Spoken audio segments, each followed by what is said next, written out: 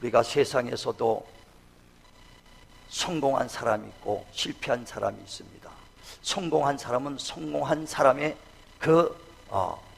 이야기를 쫓고 그 사람을 닮아가고, 실패한 사람은 날마다 안 되는 삶만 쫓아갑니다. 성경에서도요, 하나님의 복받은 사람이 있고 하나님의 정말 버림받은 사람의 이야기가 있어요. 우리는 정말 복받은 사람이 어떻게 복받았는가, 어떻게 능력을 받았는가, 어떻게 하나님이 그들의 사랑을 받았는가, 정말 그의 믿음의 선진들의 모습을 담길 바랍니다. 그래서 우리가 복받는 삶이 돼야 되고 능력 있는 삶이 돼야 된다는 것입니다. 그래서 성경에서도 복에 대해서 많이 말씀을 합니다. 그런데 그 하나님의 말씀을 듣고 흘러떠내려가면 아무 유익이 없다는 거예요. 그래 요한계시록 1장 3절에도 이 말씀을 듣고 읽고 지키는 자가 복이 있도다 그랬습니다. 읽고 그냥 흘려보내면 아무 소용이 없어요. 그것을 지키는 자가 복이 있습니다. 누가복음 11장 28절에도 내 말을 듣는 자가 복이 있는 것이 아니라 듣고 행하는 자가 복이 있도다. 오늘도 말씀을 흘러떠내려가지 마시고 마음판에 잘 새기시길 바랍니다. 그래서 이 말씀이 우리의 믿음의 선진들이 어떻게 복받았는가, 어떻게 하나님의 은혜를 받았는가 정말 거울을 삼아서 우리 심령에 새기길 바랍니다. 오늘 본문에도요, 이스라엘 백성들이 애굽에서 고통 중에 하나님께 부르짖을 때 하나님이 모세를 보내사 이스라엘에서 애굽 백성들을 건져냅니다. 그래서 바로의 그 권세 밑에서 430년 동안 노예 생활하다가 자유몸이 됐습니다. 그러면서 젖과 꿀이 흐르는 가나안 땅으로 인도하리라 그랬습니다. 그들이 그 바로 밑에서 노예 생활에다가 나왔을 때 얼마나 기뻤겠어요. 아마 할렐루야 막 찬양했을 것입니다. 자유의 몸을 얻었다고. 그래서 이제 곧 젖과 꿀이 흐르는 가나안 땅으로 갈 것을 소망하며 나갑니다. 그런데 막상 나와보니까 나오자마자 금방 홍해바다가 가로막습니다. 그러니까 금방 이제 마음에 근심이 생기죠. 그러면서 뒤에는 애굽 백성들이 그를 다시 잡으려고 철병거를 타고 끌고 옵니다. 그러니까 앞에는 홍해바다요, 뒤에는 그 애굽 백성이 왔을 때 원망하기 시작합니다. 우리가 죽을 데가 없어서, 여기가 묘지가 없어서 여기서 끌고 와서 여기서 죽이려고 우리를 데리고 왔는가 하고 그 이스라엘 백성이 원망합니다. 그래 모세가 기도하고 정말 하나님 앞에 두 손을 들고 기도할 때 홍해바다를 갈라놓고 이제 건너옵니다. 애굽 백성들이, 군대들이 다 홍해바다에서 수장됩니다. 그걸 보고 야, 역시 하나님이다 그렇게 생각했을 거예요. 그리고 이제 젖과 꿀이 흐르는 가나안 땅을 향해 갑니다. 근데 홍해바다는 건넜지만 오자마자 사막을 만납니다. 사막 만나니까 얼마나 덥습니까? 목은 마르죠. 목은 물은 없죠. 또 덥기는 얼마나 덥습니까? 그런 아주 먹을 것도 없고 목은 마르고 물은 없고 아주 더운 데서 고통을 받으니까 금방 고통 중에 사람들이 원망하는 사람이 나오더라 이거예요. 왜 우리를 열로 보내십니까 하면서 하나님을 원망합니다. 그러면서 고린도전서 10장에도 보면은요, 9절부터 그들이 하나님을 시험하다가 많은 사람이 죽었고 또 하나님을 정말 대적하다가 얼마나 많은 사람이 멸망받았는가. 너희는 그들을 거울을 삼아라는 겁니다. 우리가 고통받을 때 정말 하나님께 원망하는 사람이 있고, 오늘 본문에처럼 하나님이 목마르고 먹을 것이 없는데도 그때 하나님 앞에 무릎 꿇고 간구하며 하나님을 사모하며 부르짖는 자들은 하나님의 성으로 가나안 땅으로 인도받았다고 이야기하는 겁니다. 그러면서 사모하는 자 만족함을 주시고 굶주린 영혼에게 좋은 것을 주시겠다고 말씀합니다. 우리가 신앙생활을 할 때도요, 예수 믿어도 어려움을 당할 때 있고요, 환난과 고난을 당할 때도 있습니다. 그때 두 사람으로 갈라져요. 한 사람은 원망과 불평으로 갈라지는 사람이 있고, 하나는 그 고통 중에 하나님께 무릎 꿇고 하나님 앞에 사모하며 하나님 도와달라고 구하는 사람이 있습니다. 정말 우리의 믿음에 이 성공한 사람들이 어떤 사람인가를 보셔서 원망과 시비하지 마시고 불평하지 마시고 어렵고 힘들 때 무릎 꿇고 하나님 앞에 간구하시길 바랍니다. 반드시 하나님께서 형통한 길로 인도해 주실 것이라는 겁니다. 우리가 하나님의 말씀을 떠나고 자기의 육신에 살던 사람들이 망한 이야기가 얼마나 많습니까? 사울 왕이 이스라엘의 초대 왕이 됐을 때도 하나님의 말씀을 떠났습니다. 그리고 정말 자기의 생각, 자기의 지식대로 얼마나 살려고 몸부림칩니까? 그래 하나님께서 아멜렉들을 다 죽이고 모든 호흡 있는 자를 다 죽여라 그랬는데도 자기 지식, 자기 생각으로 이렇게 하나님을 섬기면 되겠지 하고 그 짐승들을 가져와서 제사를 지내려고 그럴 때 하나님께서 그 사무엘 선지자를 보내서 순종이 제사보다 낫고 하나님 말씀 듣는 게 수양의 기름보다 낫지 않느냐 하면서 책망하지 않습니까? 하나님 말씀을 떠났습니다. 이제 전쟁터에 나가서 블레셋과 싸울 때 하나님이 떠나버리니까 하나님도 떠나버리고 선지자도 떠나버리고 우림과 그 우림으로도 꿈으로도 그에 나타나지 않으니까 누구에게 찾아가냐? 신접한 자 무당을 찾아가서 내일 전쟁에 이기겠냐고 묻습니다. 그 다음날 전쟁터에 가서 그가 수세에 몰리니까 자결하고 말아버리잖아요. 욕심이 잉태되게 되고 잉태가 된 즉 죄가 되고 죄가 장성한 즉 사망에 이른다고 하나님의 말씀을 따라서 자기 육신대로 살려는 것이 욕심이라는 것입니다. 저와 여러분이요, 정말 성경에서 어떤 자들이 성공했고 어떤 자들이 하나님의 버림받는 걸 잘 정말 명심하셔서 정말 우리가 어떤 일이 당해도 원망과 불평 하나님 말씀을 떠나지 마시고 하나님 앞에 간절히 믿음으로 구하고 사모하시길 바랍니다. 반드시 사모하는 데게 만족함을 채워주시는 거예요. 성경은요, 하나님을 만난 사람들의 이야기입니다. 어떤 사람이 만났느냐? 소경이 눈 떠서 정말 소경이 주님 만나서 눈 뜬 장면입니다. 문둥병자가 주님을 만나서 일어났죠.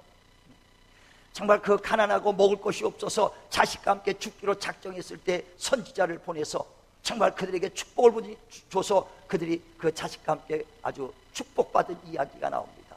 이와 같이 하나님을 만난 사람들의 이야기인데 그들이 고통받고 먹을 것도 없고 병들었을 때 원망하지 않았어요.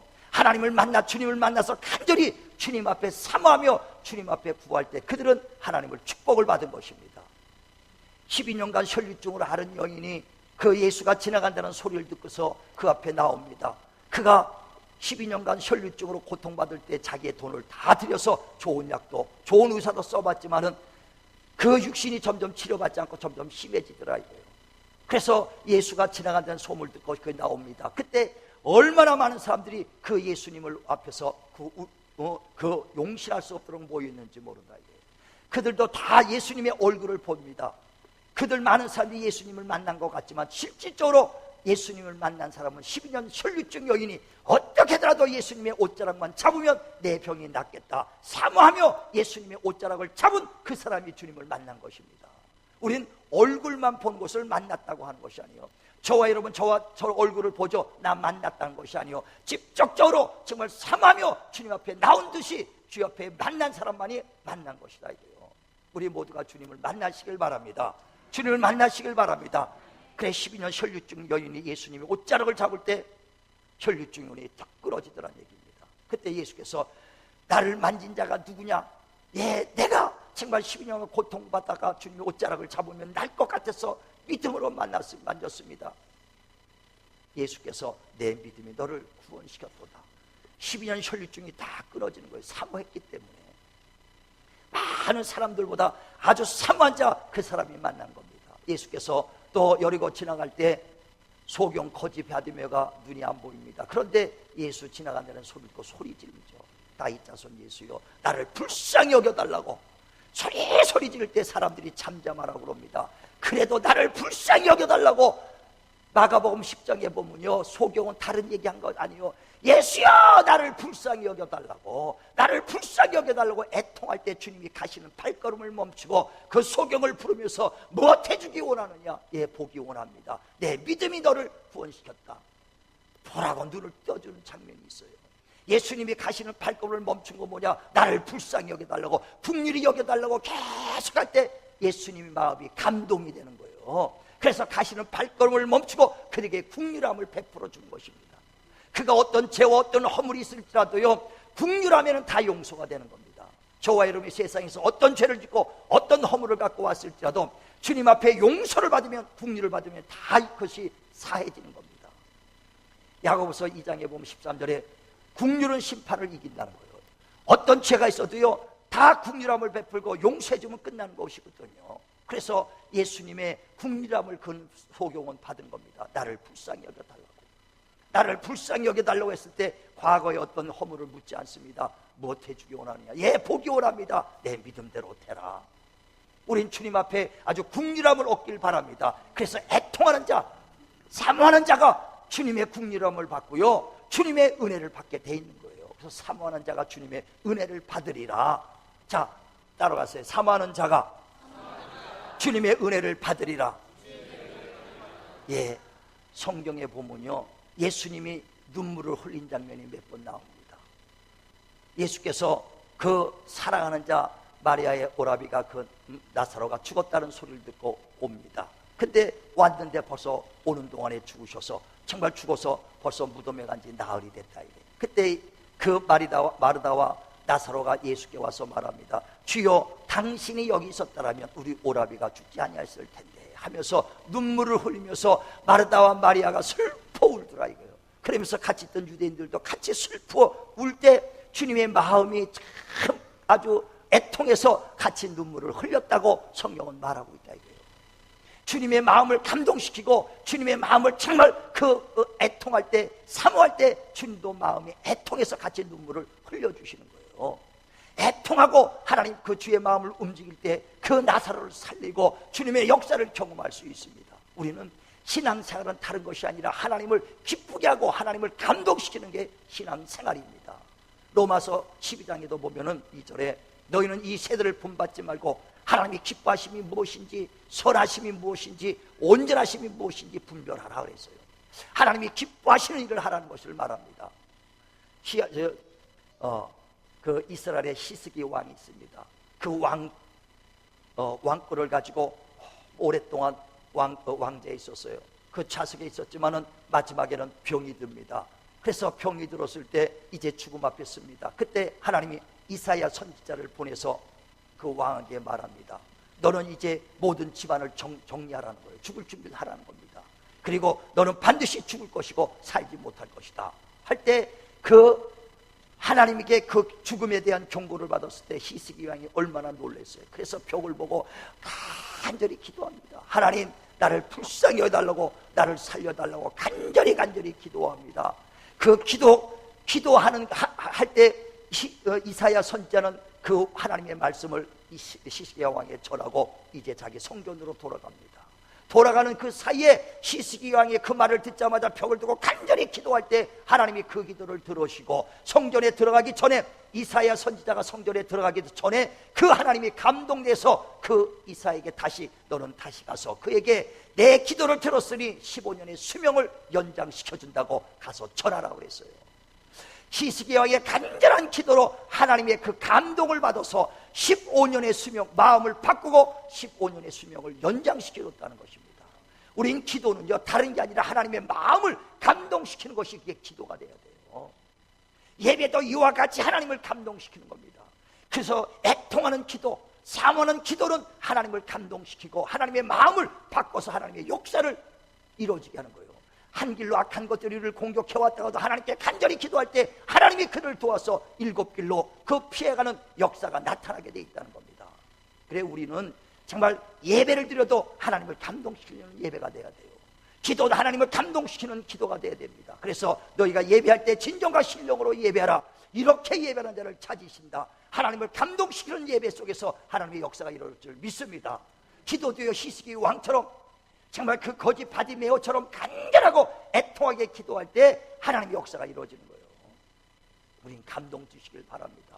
우리가 봉사를 하더라도요, 하나님을 감동시켜야 돼요. 감동. 주일학교 이제 오늘부터 2박 3일 동안 성경 여름학교를 합니다. 그러면 얼마나 힘들어요. 어제도 가서 이렇게 늦게 기도하고 내려오니까 그때까지 우리 교사들이 풍선 만들고 뭐 만들고 봉사하더라고. 그럼 굉장히 이제 참 그 모습을 보고 내 감동도 받았어. 그런데 그들이 힘들 때 하나님 원망하면 되겠어요? 아니, 내가 괜히 교사했네, 괜히 봉사했네 하면서 원망하면 되겠냐. 힘들 때 하나님께 간구할 때 하나님이 그들을 푸른 초장으로 인도해 주신다는 겁니다. 그래서 우리는 봉사에도 하나님을 감동시켜야 돼요. 회개할지라도 그냥 우리가 습관적으로 회개가 아니라 하나님을 감동시키려는 회개가 되어야 되는 겁니다. 그래서 시편 51편에도 보면은 17절에 하나님이 원하는 제사는 제물이 아니다, 상한 심령, 통회하는 마음이다. 이렇게 하나님 앞에 통회하고 그런 심령을 하나님은 받아주신다는 거예요. 그런 눈물을 멸시치 않는다는 겁니다. 저와 여러분요, 정말 무슨 예배를 드리든 기도하든 우리가 찬양을 하든 하나님을 감동시키시길 바랍니다. 예전에 제가 중국에 2000년 그러니까 한 17년 전에 처음으로 이제 선교를 갔어요. 중국 선교를 갔는데 그때만 해도 중국이 참 못 살으니까 지금하고 굉장히 차이가 납니다. 5만 원이면 한 달 생활비를 되니까. 그래서 우리가 5만 원씩 선교를 보니까 한 달 생활비가 되니까 막 선교해서 지금 5만 원, 10만 원 주면요 콧방구도 안 낄 정도예요. 그만큼 이제 올라갔죠. 그때 선교를 가는데 여기서 한족이 왔다가 어떤 사람이냐, 학교 그때 중국의 선생인데 방학 동안에 한국에 돈을 벌러 한 달 내내 고생하며 5만 원 버니까 선생으로 해서, 그래서 방학 동안에 돈 벌려고 왔다가 그때 노가다를 뛴다고 그래서 일당제로서 나가서 하루 나가니까 막 7만 원, 8만 원 받더래. 이야, 하루에도 한 달 봉급이 받으니까 내가 여기서 몇 달만 벌면 집 차겠다. 그래서 아주 학교도 안 가고 중국 안 들어가고 거기서 이제 일을 한 거예요. 1, 2년 일하다가 나중에 그 어떤 목사님을 만나가지고 신학교 가고, 왜? 한국 여자랑 결혼하고, 그래서 그 사람이 신학생이 돼가지고 졸업한 다음에 중국에 이제 자기 교회 세우겠다고 갔어요. 그래서 그 중국에서 교회를 세우는데 한 3, 4년 만에 10,000명 정도의 성도가 되는 거예요. 전도사가 개척을 했는데 10,000명 정도의 성도가 되는 거예요. 그러니까 지역마다 집사들을 세워갖고 그들을 지도자로 다 세워서, 워낙 먼 거리에서 오니까, 그래서 그들을 일주일에 한 번씩 와서 그들이 버스 타고 기차 타고 와서 교육받고 다시 가서 주일날 설교를 합니다. 집사들이 다 이렇게 하는 거예요. 그러니까 목사라는 얼굴은 본 적도 없어. 근데 한국에서 목사들이 15명이 온다니까 얼마나 그들이 아주 그냥 목사 얼굴이 어떻게 생겼나 하고 아주 신기하게 보는 거예요. 그래서 우리도 거기서 가서 어떨 때는 그 6시간 버스를 타고 간 적이 있어요. 그 심양에서 출발해서 그 지역을 그렇게 3시간 가는데, 4시간 가는데, 6시간 가는데 하면 그 6시간 우리 버스 타고 갑니다. 그런데 목사님들이 온다고 미리 나와서 3시간 전, 4시간 전부터 와서 찬송 부리고 기도하고 있어요. 찬송 부르고 기도합니다. 얼마나 그 성전이 뜨겁겠어요. 은혜가 막 넘칩니다. 그래서 우리 버스 태워갖고 내려갑니다. 성전을 이렇게 갔더니 성전은 그냥 땅바닥에다 이렇게 집을 짓는 거예요. 그냥 흙이 푸석푸석 나고, 의자는 간이역 같은데 등받이 없는 거 그냥 짝대기 2개, 3개 이렇게 해갖고 앉은 거 그거 몇 개 쭉 올려놨어요. 그리고 시커먼 석가래 있는 데다가 앞에 있는 단상에다가 임마누엘이라고 다 써붙였어요. 그래서 우리가, 저도 이제 목사들이 들어가서 앉아서 기도를 합니다. 저도 앉아서 기도하는데 얼마나 성령이 역사하는지 막 그냥 속에서 막 복붙여 눈물이 그냥 막 쏟아져요. 그만큼 그들이 사모하니까 정말 목사들이 가서 앉자마자 막 그냥 여기서 목사들이 막 엉엉엉 우는 거예요. 왜? 내가 은혜를 전하고 복음 전하러 갔는데 내가 은혜를 받고 오는 거예요. 얼마나 은혜가 받고 아주 얼마나 그 심령이 뜨거운지, 그때 내가 중국을 선교해야겠다. 왜? 그들을 살리지만 내 영혼도 사는구나 해서 거기서 아주 선교하기로 이제 작정을 한 겁니다. 그래서 그 설교를 하는데 좁으니까는 꽉 차가지고 앉을 자리가 없으니까 창문 넘어서 사람들이 쳐다봐. 그러니까 야, 좁아서 꽉 아주 창문 넘어서, 그것도 서로 머리가 이쪽으로 틈만 나면 들어오려고 창문 넘어서 보고 있더라 이게. 그래서 우리 바깥에 나가서 예배 드립시다. 그래서 바깥에 마당에서 예배를 드리는 거예요. 마당에 예배 드리는데 하나님 것 아주 사각지게짝 같은 널로 설교를 합니다. 그런데 설교를 다 한 200~300명이 다 서서 예배 드리다가, 그러다가 이제 말씀 끝나고 나서 우리 기도합시다 하니까 그 땅바닥에 그냥 먼지가 푸석푸석한데 무릎을 팍 꿇더라고요. 얼마나 감동이 되는지 몰라요. 여러분, 땅바닥에 무릎 꿇으면 꿇겠습니까? 그런데 전부 다 땅바닥에서 우리 기도합시다. 막 기도해. 그러니까 목사들이 가서 안수하는데 말이 통하지 않죠. 그들은 중국말로 하고 우리는 한국말로 하나님 치료해달라고 기도할 때 하나님 역사가 막 일어나더라고요. 막 간증들이 막 나와. 이 병 났습니다. 막 간증들이 일어나. 하나님이 역사 사모하니까 하나님께서 역사해 주시는 겁니다. 하나님이 막 감동받으니까 하나님이 역사하는 거예요. 아니, 사람도 감동받는데 하나님이 감동 안 받겠습니까? 우리는 신앙생활은 하나님을 감동시키는 거예요. 우리 교회도 얼마 전에 새 신자, 새 가족 배운 사람이 아주 금요기도도 나오고 열심히 나오고, 근데 금요기도 다 끝나고 사람들 다 갈 때인데 이제 거기다 가셨는데 차에서 차 안 타고 있으더라고서 안 가시냐 했더니 목사님 손 좀 잡고 가고 싶대. 목사님 손이 그렇게 아주 잡고 싶대요. 예, 이 손 대단한 손입니다. 무슨 손이냐면요, 옛날 얘기 해야겠네. 이 손으로 말할 것 같으면 내가 아는 그 목사님이요, 인도에 가가지고 그 인도 성지 순례를 갔는데 도마가 있는데 도마의 손가락을 잡은 사람이에요. 왜? 도마가 거기서 인도에서 복음 전하다가 창에 맞아 죽어서 그 도마가 도망갔던 그 산꼭대기마다 전부 다 이렇게 무슨 그 집을 다졌대요. 다 아주 그래갖고 성지 순례를 가는데 박물관에, 도마 박물관에 가니까 죽있다가 요만한 손가락 같은 돌이 있더래요. 이게 뭐냐 했더니 예수님의 옆구리를 도마가 찔러서 썩지 않고 있던 돌이라는 거예요. 손가락이라는 거예요. 그래갖고 하도 사람들이 만져갖고 유리에다가 딱 이렇게 해갖고 이렇게 돌멩이, 예수 그 도마의 손가락을 하고 돌덩이를 탁 갖다 놨어요. 근데 열쇠를 잠궈놨대요. 그래서 그때 그 목사님 크다가 그 관리자한테 10,000원을 주니까 싹 열어주더래요.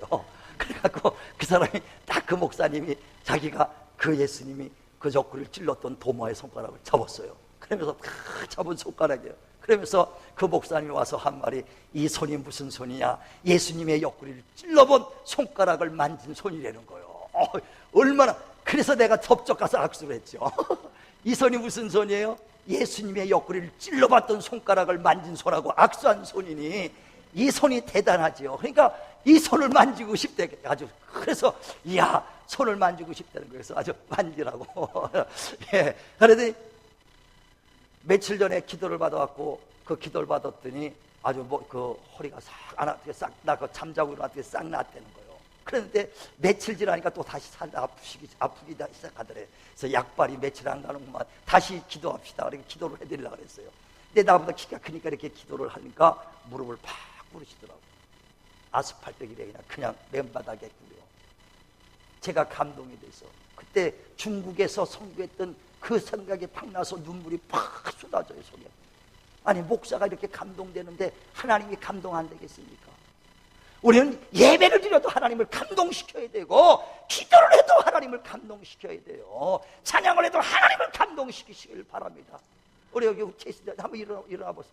우리 박호성 성도. 예. 나 온 지 얼마 안 돼. 새 신자인데 얼마나 순수해. 얼마나 그대로 무릎 꿇자. 내 감동, 내가 눈물이 나더라고. 앉으세요. 얼마나 하나님이 감동 안 되겠냐 이거예요. 우리는 시간이 가면서, 세월이 가면서 점점 습관적으로 예배드리고 습관적으로 기도하고 습관적으로 찬양하지 않습니까? 그래가지고 어떻게 하나님을 감동시키겠습니까? 다시 말하면 애통함도 없고 사모함도 없는 예배가 되고 있다 이거예요. 예배 속에 하나님의 임재하심이 있어야 되는데 애통함도 없고 사모 없는 예배가 되니 그 예배 속에 하나님의 감동이 없으니 어찌 하나님의 역사가 일어나겠느냐는 거예요. 우리는 다시 예배가 감동 있는 예배, 정말 찬양이 감동 있는 찬양, 기도가 감동 있는 찬양이 되길 바랍니다. 그래 하나님을 움직이게 해야 돼요. 하나님의 도우심이 있어야 된다는 것입니다. 그래 요한계시록 2장에 보면 1절에 에베소 교회에다가 책망하잖아요. 너희가 오랫동안 신앙생활하면서 열심은 있다. 열심은인데 첫사랑을 잃어버렸다는 거예요. 초심을 잃어버렸다는 거예요. 사모하는 심령, 애통하는 심령이 없다는 것입니다. 우리 초신자로 돌아가시길 바랍니다. 정말 첫사랑들을 회복하길 바랍니다. 그래서 예배 속에 하나님의 감동이 있어야 돼요. 예배가 살아있어야 되고 기도가 살아있어야 되고 찬양이 살아있길 바랍니다. 우리 하나님 살아계신 분 만나야 돼요. 요한계시록 3장 15절에도 주님이 그들을 책망하잖아요. 너희 신앙생활이 차갑지도 않고 뜨겁지도 않고 미적지근하구나. 미적지근하면 내가 퇴해버리겠다고 그러지 않습니까? 우리 신앙이 정말 확실하게 감동이 있어야 돼요. 왜 그렇게 미적지근한 신앙을 하게 되느냐? 나는 부자요 부족한 것이 없습니다 하고 자기의 지금 현재 예전보다 우리가 얼마나 부해졌습니까? 아무리 힘들다도 차 없는 사람이 거의 다 없어요. 가정에 하나씩은 있어. 예전에 80년대만 해도 90년 초까지만 해도요 얼마나 성도들이 사모했는지 몰라. 60, 70년대 더 사모했고 그만큼 힘드니까 더 사모했는데 먹고 살만 하니까 난 부자요 부족한 것이 없습니다 하니까 점점점 뜨겁지도 않고 차갑지도 않고 미적지근한 신앙으로 바뀌는 겁니다. 우리는 정말 우리에게 사모하는 심령이 끊임없이 육신 끝나는 날까지 애통하는 심령을 갖길 바랍니다. 갖길 바랍니다. 잠언서 30장에 보면 7절에 아굴이라는 사람이 기도하는 장면이 있어요. 하나님 내가 기도하니 두 가지를 내가 육신이 끝나기 전에 이루어지게 하옵소서. 하나는 내가 거짓말하지 않게 없어서 내가 거짓말장이가 되지 않게 해달라고 기도하고 두 번째는 내가 너무 부하지도 말고 가난하지도 말게 하옵소서. 왜? 너무 부하면 내가 하나님 모른다 할까봐 합니다.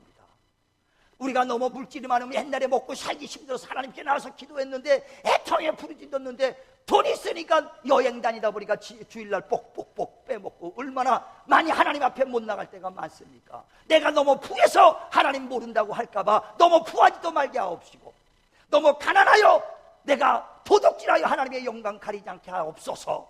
이게 우리의 기도가 돼야 돼요. 왜? 일평생 하나님 사모하는 심령이 멈추지 않기를 원해서 아구리 기도하는 거예요. 저와 여러분 가만히 보세요. 그 물질이 있으니까 주일날 빠지면서 놀러간 사람 있지 않습니까? 없다면 놀러 갔겠어요? 하나님, 내가 많아서 하나님 모른다고 하지 않게 해주시고, 너무 가난하여 도둑질하지 않게 하옵소서. 이 아구리의 기도가 저와 여러분의 기도가 되기를 바랍니다. 일평생 사모하는 마음이 주님 앞에 떠나지 않기를 바란다는 거예요. 그래, 우리는 부자여 부족한 게 없다고 얘기하지만 하나님은 영적인 눈으로 보고, 아니다, 너는 지금 눈이 멀었다, 벌거벗었다, 너는 가난하다, 너는 가련하다, 너는 불쌍한 자라, 눈을 떠라. 안약을 사서 눈을 뜨고 너 영혼을 보라는 거예요. 내가 부합니까? 부자입니까? 옷을 입었습니까? 하나님은 보기에 우리가 가난한 자라는 거예요. 벌거벗었다는 거예요. 눈 멀었다는 것입니다. 정말 우리 심령이 정말 일평생 애통하는 심령 같기를 바랍니다. 그래, 하나님을 감동시키시길 바랍니다. 마태복음 5장에도 보면 1절에 하나님이 팔복산에서 제자들께서 입을 열어 가라사대 하면서 복에 대해서 말하죠. 심령이 가난한 자는 복이 있나니 천국이 저희 것이다. 심령이 가난하라 이거요. 여러분이 부하고 부족한 것이 없고 부자랄지라도 심령만큼은 가난하시길 바랍니다. 심령만큼은 주님 앞에 간절히 애통하시길 바랍니다. 애통하는 자가 복이 있나니 위로를 받을 것이다. 희식의 왕처럼 애통할 때 하나님이 위로받는 거예요. 정말 우리가 병들어도 왜 하나님이 치료하느냐? 하나님은 치료의 하나님이요, 하나님의 축복의 하나님입니다. 오늘도 사모하는 자에게 만족함을 주시고 굶주린 영혼에게 좋은 것을 주시는 하나님이시라는 겁니다. 우리는 오늘도 예배 속에 하나님이 임재하심이 있기를 감동 주는 예배요, 진정과 신령 드리는 예배가 되고 기도도 아주 부르짖고 간과요 하나님의 응답받기를 주로 축원을 드립니다. 회개도 아주 진정과 신령으로 아주 통회하는 마음, 아주 그냥 애통하는 마음으로 하나님 앞에 한데 하나님이 감동을 주는 거예요. 우리는 신앙생활은 다른 것이 아니요, 하나님을 감동 줄 때 하나님이 역사해 주시는 겁니다. 오늘도 하나님이요, 정말 나를 불쌍히 여겨주시고 나를 국면히 여겨주시고 주여 나를 살려달라고, 나를 불쌍히 여겨달라고 애통하며 부를 때 하나님께서 그 기도를 들으시고 감동받아서 정말 시시기왕의 수명을 15년 연장해 주셨던 그 역사가 오늘 이 밤에 나타날 거예요. 이 시간에 나타날 것입니다. 오늘도 정말 사모하며 애통하며 부르짖어서 하나님의 그 마음을 움직이시는 감동이 넘치는 저와 여러분에게를 주의 이름으로 축원을 드립니다.